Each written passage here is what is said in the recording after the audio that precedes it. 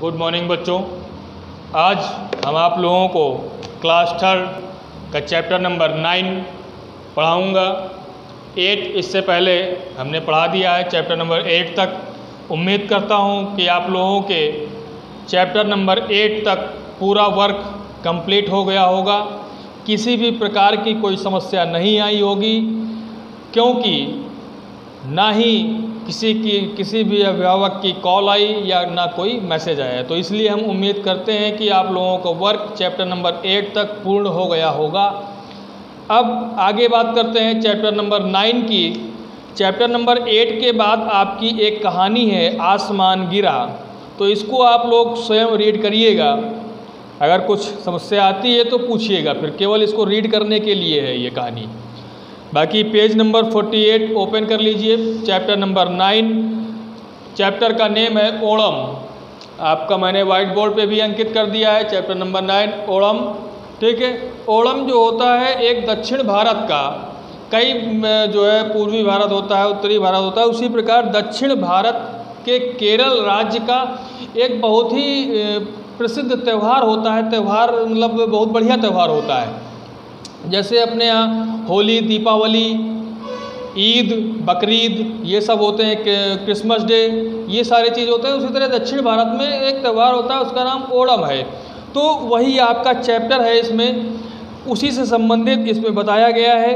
मैं चैप्टर पढ़ना शुरू कर रहा हूँ। सभी बच्चे बुक्स में देखिए। कह रहा है भारत त्योहारों का देश है, यहाँ पूरे वर्ष त्योहारों की धूम रहती है। त्यौहार जनजीवन में उत्साह, चेतना और एकता का संचार करते हैं। कह रहा है कि भारत देश एक ऐसा देश है जहाँ त्योहारों का देश है, कि यहाँ पूरे वर्ष भर जो है त्यौहार मनाए जाते रहते हैं। त्योहारों की धूम लगी रहती है। एक बीता दूसरा आ गया, दूसरा बीता तीसरा आ गया। तो त्यौहार जो होते हैं आपसी भाईचारे की समाज में चेतना, आपसी भाईचारे की भावना जो है जागृत करने में त्यौहार जो है बहुत हद तक मददगार होते हैं। त्यौहार में क्या होता है, हम लोग एक दूसरे से मिलते हैं, आपसी सौहार्द बढ़ता है, जो है भाव जो है अच्छा होता है, कि एक मन में एकता की रूप जो है मन में आने लगता है। तो वही कह रहा है कि उत्साह, चेतना और एकता का संचार, मतलब सभी लोग जब कोई परिवार त्यौहार होता है, होली हो या दीपावली हो, चाहे जो हो, तो घर के सभी सदस्य एकत्र हो जाते हैं और उसको त्यौहार को धूमधाम से मनाते हैं। तो वही मैंने बताया कि एकता का संचार होता है, ठीक है। आगे कह रहा है ओणम दक्षिण भारत के केरल राज्य का एक विशेष त्यौहार है। मैंने पहले ही बताया, यह त्यौहार श्रावण मास में मनाया जाता है। लगातार 3 महीनों की वर्षा के बाद आकाश स्वच्छ व चमकीला नीला हो जाता है। नदियों, झीलों और तालाबों में जल भर जाता है। कमल और लिली के फूल खिलने लगते हैं। फसल पककर झूमने लगती है। यही समय ओणम का त्यौहार मनाने का होता है। यह एक फसली त्यौहार होता है जो फसल के पकने पर मनाया जाता है। अर्थात ओणम जो है एक दक्षिण भारत का में केरल राज्य का बहुत ही विशेष त्यौहार होता है। यह जो है श्रावण मास में मनाया जाता है। जब कह रहा है कि जब 3 महीने की वर्षा के बाद आकाश जब साफ हो जाता है, वर्षा मतलब एकदम स्वच्छ, चमकीला और नीला हो जाता है। नदियों, झीलों, तालाबों में जल भर जाता है। बारिश के बाद क्या होता है, सभी जगहों पर जल जो है वो एकत्र हो जाता है। तो नदियों, झीलों और तालाबों में जल भर जाता है। कमल और लिली फूल देखे होंगे आप लोगों के, नदियों में, तालाबों में, पोखरों में खिलते हैं ये, तो खिलने लगते हैं। फसल पककर तैयार हो जाती है, झूमने लगती है, कह रहा है, तो वो पककर एकदम लहलहाने लगती है। यही समय ओणम का त्यौहार मनाने का होता है। यह एक फसली त्यौहार है, जो फसल, जैसे फसल जो बोते हैं उसको पक के तैयार हो जाती है, तो उसके बाद यह त्यौहार मनाया जाता है, ठीक है। कोई दिक्कत यहाँ तक? आगे चल देखते हैं। प्रत्येक त्यौहार के साथ कोई ना कोई कथा अथवा घटना जुड़ी होती है। चाहे जो त्यौहार हो, उसके पीछे कहीं ना कहीं कोई ना कोई घटना अवश्य जुड़ी हुई होती है। तो उसी प्रकार ओणम के त्यौहार के पीछे भी एक घटना होगी। आगे देखिए, ओणम साथ भी एक कथा जुड़ी है, मतलब ओणम के साथ भी एक कथा जुड़ी हुई है। प्राचीन काल में राजा महाबली प्राचीन काल यानी बहुत पहले की बात है, राजा महाबली केरल में राज करते थे। राजा महाराजा होते थे, तो उसी प्रकार एक राजा हुआ करते थे, उस राजा का नाम था राजा महाबली। केरल में राज करते थे। वे बहुत पराक्रमी राजा थे, यानी बहुत बहादुर राजा थे। उनका जो है परचम जो है कई जो है राज्यों तक कई जो है लहराता था।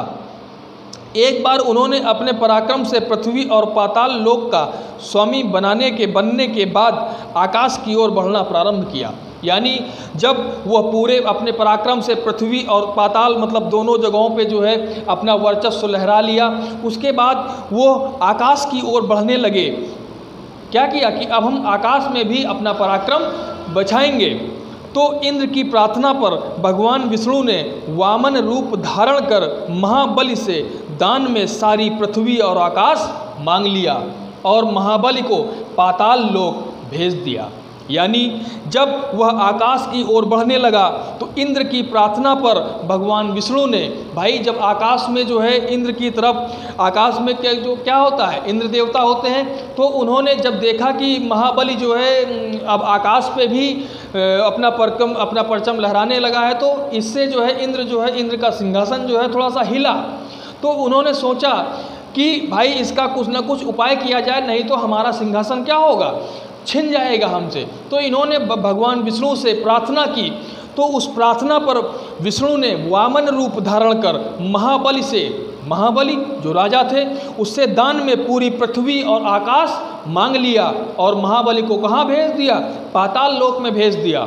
आगे देखिए, महाबली की प्रार्थना पर भगवान विष्णु ने उन्हें 1 वर्ष में एक बार पृथ्वी पर अपने राज्य में आने का आशीर्वाद दिया। सब कुछ मांग तो लिया वामन ने, लेकिन एक विनती भी की उन्होंने कि भाई जो है एक बार वर्ष में हम एक बार जो है अपने राज्य में आना चाहते हैं। तो भगवान विष्णु ने उनको 1 वर्ष में एक बार अपने राज्य में आने का आशीर्वाद दे दिया। तभी से यहाँ के लोगों में यह मान्यता है कि इस दिन राजा महाबली केरल राज्य में आते हैं। इसी कारण ये लोग इस त्यौहार को मनाते हैं। किस लिए? राजा महाबली अपने राज्य में आते हैं वर्ष में एक बार। उसी दिन क्या मनाया जाता है? ओणम का त्यौहार मनाया जाता है। इस दिन राजा महाबली के स्वागत में स्त्रियां घरों को विभिन्न प्रकार से सजाती हैं। जैसे हमारे यहाँ में भी त्यौहार होते हैं तो हम लोग क्या करते हैं, दीपावली में झालर सजा देते हैं, रंगोली बना देते हैं। होली में जो है नए नए कपड़े पहनते हैं, नए जो है पूरा घर का सामान नया नया कर देते हैं, पुताई होती है, पूरी अच्छी तरीके से सजा देते हैं घरों को। तो उसी प्रकार ओणम का त्यौहार में भी घरों को जो है सजाया जाता है। ये नॉर्मल सी चीज़ है। आगे देखिए, ओणम आनंद और उत्साह का त्यौहार है। सभी त्यौहार जब आते हैं तो उत्साह, एक मन में उमंग आ जाती है कि नहीं होली आ रही है। 1 महीने पहले से ही कि मन में आने लगता है कि अब होली आ रही है, कि हम कलर खेलेंगे, होता है। तो उसी प्रकार ओणम भी आनंद और उत्साह का त्यौहार है। यह 5 दिन तक मनाया जाता है। यह त्यौहार जो है 5 दिन तक मनाया जाता है। ठीक है। प्रथम दिन घर की लिपाई पुताई करके स्वच्छ किया जाता है। यानी पहले दिन घर की लिपाई पुताई, पहले जो है टाइल्स नहीं हुआ करती थी, फर्श नहीं हुआ करते थे, कच्चे घरों में हुआ करते थे, तो उसमें गोबर की लिपाई की जाती थी। तो औरतें जो है प्रथम दिन पूरे घर की लिपाई पुताई करती थी, उसको स्वच्छ किया जाता था। सभी घरों के आंगन में रंग बिरंगे फूलों के गोलाकार आकृतियाँ, जैसे उसको आज हम लोग आप क्या कहते हैं, रंगोली, तो फूलों की आकृतियाँ बनाते थे, जिन्हें क्या कहते थे, पुक्कलम। क्या कहते थे? उन आकृतियों को क्या कहते थे? पुक्कलम कहते थे। ये बार बार इसलिए बता रहा हूँ, अभी इससे क्वेश्चंस मिलेंगे आपके। ठीक है। उसको, उन आकृतियों को क्या कहते थे? पुक्कलम कहते थे। विष्णु और महाबली की मूर्तियों को चावल के आटे और सफ़ेद रंग के पुष्पों से सजाया जाता था। किसकी मूर्तियों को? विष्णु और महाबली की मूर्तियों को। दीप जलाकर इन मूर्तियों की पूजा की जाती थी। ओणम के दूसरे दिन को तिरुओणम कहते थे। दूसरे दिन को क्या कहते हैं? तिरुओणम कहते हैं। यह परिवार जनों में मिलने यानी पारस्परिक प्रेम और सहयोग, यानी दूसरा दिन जो होता था तिरुओणम कहते थे। इस दिन जो है लोग एक दूसरे से मिलते थे। ठीक है। इस दिन केले के पत्ते पर भोजन किया जाता था। यहाँ केले के पत्ते पर भोजन करना अत्यंत पवित्र माना जाता है। यानी केरल राज्य में जो है केले के पत्ते पे जो है भोजन करना बहुत ही पवित्र माना गया है कि उससे अच्छा कुछ है ही नहीं। तो दूसरे दिन तिरुओणम के दिन लोग एक दूसरे से मिलते थे, केले के पत्ते पर भोजन करते थे। यह होता था किस दिन? दूसरे दिन। आगे देखिए, ओणम के दिन भोजन में चावल, दाल, सांभर, खिचड़ी, डपेरी, पायसम आदि बनाए जाते थे। ये पकवानों के नाम हैं, दाल, चावल, सांभर, खिचड़ी, इडली, ठीक है। ये सब सारे पकवान, जैसे हमारे आपके यहाँ त्यौहार होते हैं तो हम लोग क्या मम्मी जो है क्या बनाती हैं, अच्छे अच्छे पकवान बनाती हैं, उसी प्रकार वहाँ के लोग भी ओणम के दिन अच्छे अच्छे पकवान बनाए जाते थे। इस त्यौहार पर खेल और मनोरंजन के अनेक कार्यक्रम भी आयोजित किए जाते हैं। बालिकाएं और स्त्रियां ताली बजाकर समूह में कथकली नृत्य कहती हैं। यानी जो वहाँ की बालिकाएं और स्त्री होती थी वो समूह में एक नृत्य करती थी, उस नृत्य को जो है कथकली नृत्य करते थे। क्या कहते हैं? कथकली नृत्य। चंबा नदी में, वहाँ एक नदी हुआ करती थी, उस नदी का नाम था चंबा। तो वही कह रहा है, चंबा नदी में नौका दौड़ का आयोजन किया जाता था। नौका दौड़ यानी नाव पे बैठे हैं, कौन कौन बैठा है? चलिए अच्छी बात है। तो नाव में बैठकर नाव जो आगे कहते हैं नाव दौड़, जैसे आप पैदल दौड़ते हैं, बाइक रेस होती है, कार रेस होती है, उसी तरह नौका दौड़ होती है। नौका दौड़, नाव में बैठ जाते हैं चारों तरफ और उसको जो है हाथ से क्या करते हैं, पानी को पीछे ढकेलते हैं, तो कौन कितनी जल्दी आगे पहुंच जा रहा है उसको नौका दौड़ कहते हैं। तो उसका आयोजन किया जाता था। ये नौकाएं सर्पाकार होती थी। ग्रामवासी इस दिन के लिए इन नौकाओं को विशेष रूप से तैयार करते थे। यानी नौका दौड़ के लिए गांव वाले जो नावें, अब तो ख़त्म हो गई हैं, बहुत कम नावें बची हुई हैं, लेकिन उस समय बहुत सी नावें हुआ करती थी। तो लोग जो है उन नावों को एकदम अच्छी तरीके से सजाते थे, तैयार करते थे। इस नौका दौड़ को देखने के लिए देश विदेश से बड़ी संख्या में पर्यटक, यानी जो हमारे यहाँ घूमने आते हैं उनको हम पर्यटक कहते हैं, तो वह उनकी संख्या बहुत अधिक हुआ करती थी। ऐसा माना जाता है कि तिरुओणम के तीसरे दिन महाबली अपने लोक को लौट जाते हैं, इसलिए 3 दिन बाद तिरुओणम के लिए आंगन में बनाई गई कलाकृतियों को हटा दिया जाता है। यानी पहले दिन, दूसरे दिन, यानी तिरुओणम के दिन क्या होती हैं, जो भी आंगन में आपने कलाकृतियाँ बनाई हैं उनको हटा दिया जाता है। यह माना जाता है कि महाबली अपने पाताल लोक चले गए। फिर आगे, सभी केरलवासी बीते हुए ओणम की मधुर यादों और अगले वर्ष आने वाले ओणम की प्रतीक्षा में पुनः खुशी से अपने कार्यों में लग जाते हैं। जैसे त्यौहार आता है, त्यौहार आने की खुशी, एक मन में उत्साह होता है कि त्यौहार आ रहा है, होली आ रही है, होली खेलेंगे, दीपावली आ रही है, पटाखे जलाएंगे, ठीक है।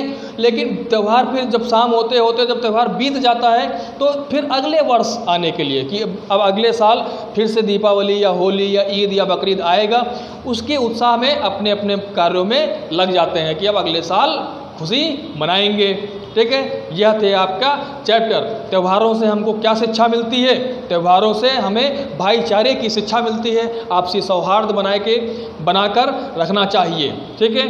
तो चैप्टर पूरा हो गया है। इसके पहले भी जैसा मैंने बताया था कि सबसे पहले पेज पर कठिन शब्द, जो भी आपको कठिन शब्द लगें उनको आप नोट कर लेंगे।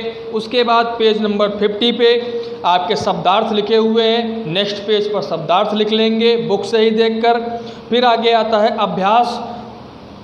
तो पाठबोध है, पहला है मौखिक, शुद्ध उच्चारण कीजिए। तो शब्द लिखे हुए हैं, इनको आप उच्चारण करिएगा।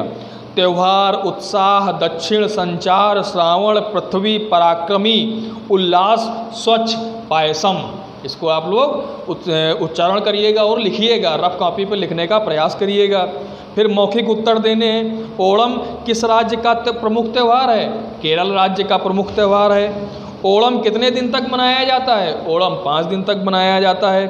केरल का प्रसिद्ध नृत्य कौन सा है? अभी मैंने बताया कौन सा है, कथकली नृत्य, ठीक है। ये मौखिक उत्तर थे। अब आते हैं लिखित में। सही उत्तर पर सही का निशान लगाइए। जो भी मैं बोल रहा हूँ ये और सब्जेक्ट्स के आपके फ़ोटो खींचकर उस पर सलूशन भेजा जा रहा है, लेकिन हिंदी और मैथ्स का सलूशन आप लोगों को नहीं भेजा जा रहा है। तो अभिभावकों से मैं अनुरोध करना चाहता हूँ कि जो मैं बता रहा हूँ उसको ध्यान से सुनकर कृपया बच्चे का वर्क करवाने की कृपा करिए।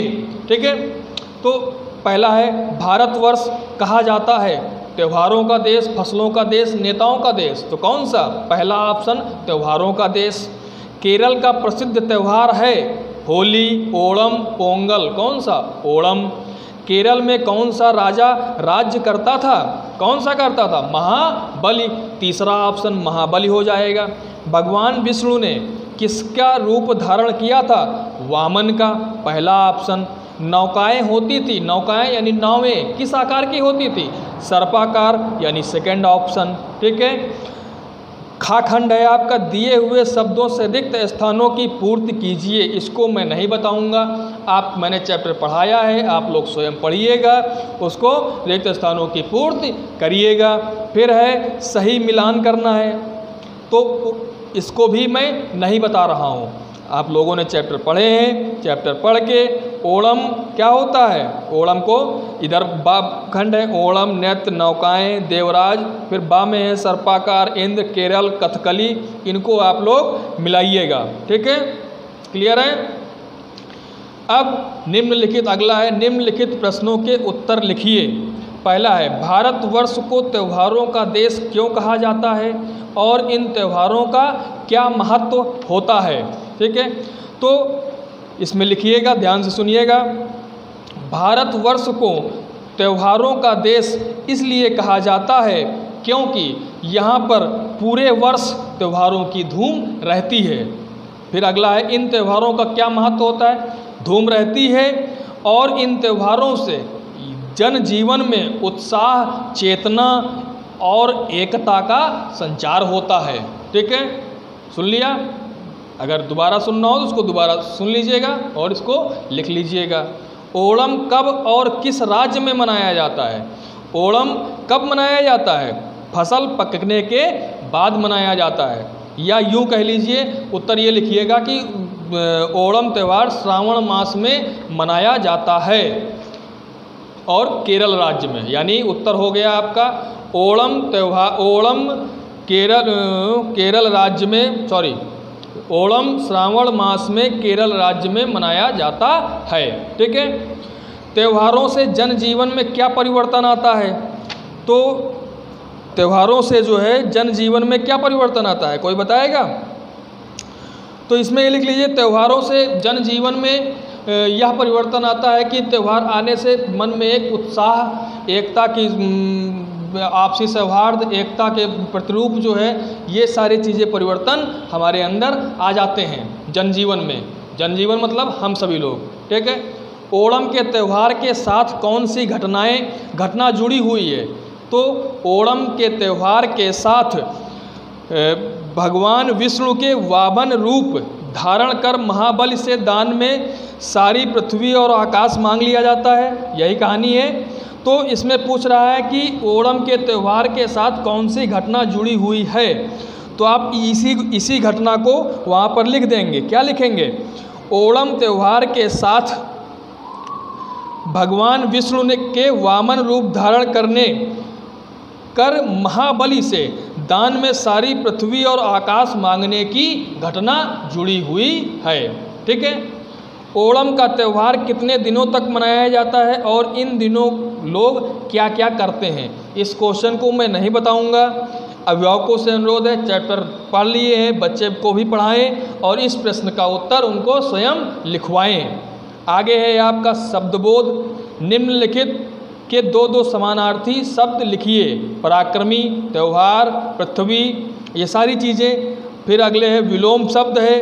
फिर एक निम्नलिखित शब्दों को वाक्य में प्रयोग करना है। चेतना, संचार, ये सब चीज़ें हैं। व्याकरण बोध में है आपका निम्नलिखित शब्दों के साथ उपसर्ग लगाकर, यानी उपसर्ग जो शब्द के पहले लगते हैं, जैसे अधर्म, सुपुत्र, विशेष, इसी प्रकार शब्द आपको बनाने हैं। ठीक है, तो आपका चैप्टर नंबर 9 यहाँ पर ख़त्म हो गया। सभी बच्चे चैप्टर नंबर 9 तक कार्य पूर्ण कर लें। कोई दिक्कत अगर आती है कहीं पर तो उसको कॉल और फोन के माध्यम से बता सकते हैं, मैसेज के माध्यम से। तब तक के लिए धन्यवाद।